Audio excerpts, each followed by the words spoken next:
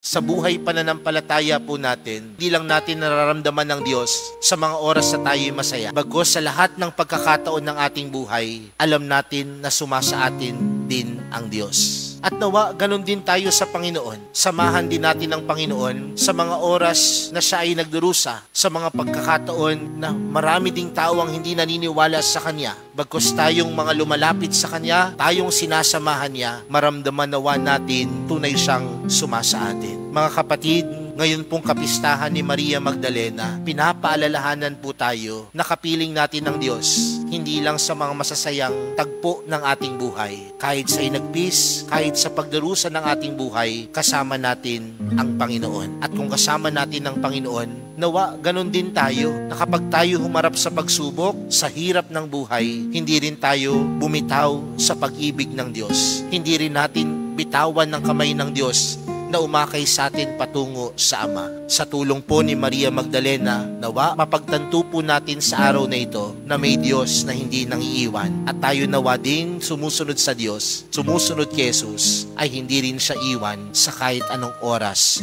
at pagkakataon.